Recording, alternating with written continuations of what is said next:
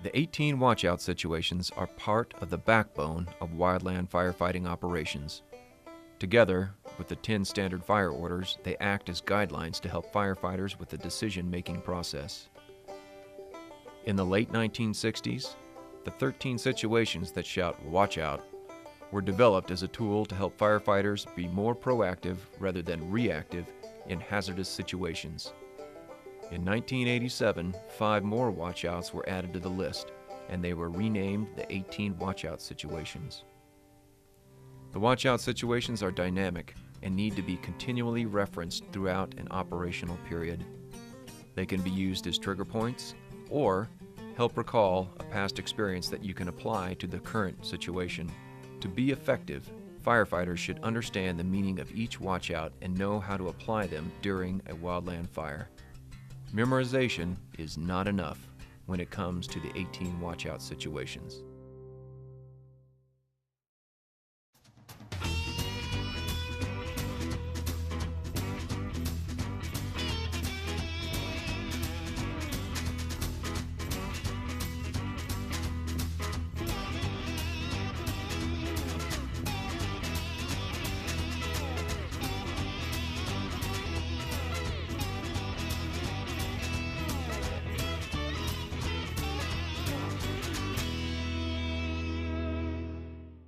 It was 04:30 and the captain was not happy. An hour before, he woke up to a phone call from the district ranger. The ranger told him to round up some engines and head out to a reported lightning strike fire spotted by a lookout. The ranger said there had already been enough large fires on her district that summer and she did not want another. When the engines arrived on scene, they couldn't see any smoke or fire. Probably because it's still dark, the captain said to himself. The ranger's instructions and assignments were not clear. She told the captain to go find the fire and they would decide what action to take later.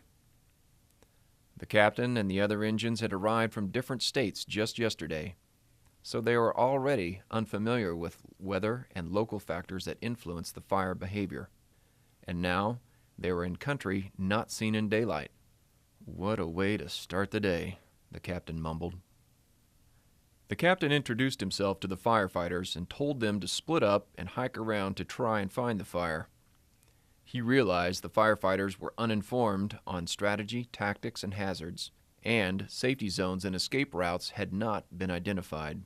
But he wasn't going to waste their time with those until he knew the fire location. Around 1 o'clock, the weather was getting hotter and drier. The captain finally saw the smoke coming from the bottom of the drainage.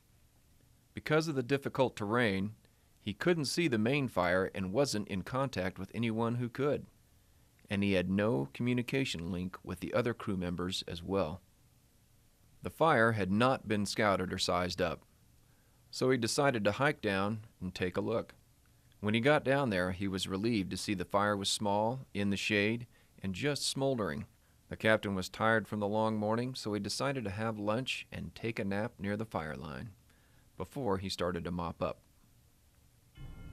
The captain woke up to a fire that was now very active.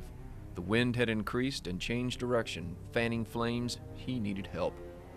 Luckily, he was able to contact some firefighters who were back at the engines located on the road above him. The captain told them to start building fireline downhill towards the fire below. He warned the firefighters there was a lot of unburned fuel between them and the fire. He started attempting a frontal assault on the fire, but the fire was more than he could handle going direct. The captain decided to start digging line up towards the firefighters coming down. Unfortunately, he started constructing fireline without a safe anchor point. The firefighters digging above were on a hillside where rolling material started to ignite the fuel below, where the captain had no anchor point. He started getting frequent spot fires across the line. The fire was now out of control. At this point, the captain knew he and the other firefighters were in real trouble. Everything was happening so fast. He didn't have any safety zones identified, and even if he did, the terrain and fuels would make the escape to the safety zones very difficult. He frantically contacted the firefighters digging down the hill and yelled for them to pull back to the engines because the fire was racing their way. As the shocked firefighters ran up the hill, they could feel the heat from the wind and the flames at their backs. The captain was now surrounded by fire. He couldn't believe what was happening. Suddenly, the winds died down. The captain saw a gap in the flames and jumped through the fire. He scrambled up through the black of the scorched hillside. As he crested the hill, the captain's heart sank. The engines, along with the deployed fire shelters, were engulfed in flames. He tried to get to the shelters, but the heat was unbearable. The captain dropped to his knees, tears mixed with sweat. Thinking about the firefighters, his mind filled with guilt and grief. He'd been careless with their safety, and now they'd paid the ultimate price for his mistakes. The nightmare had become reality. Then, out of nowhere, he heard voices. He thought it was his radio, but when he turned, he saw firefighters rushing through the smoke towards him.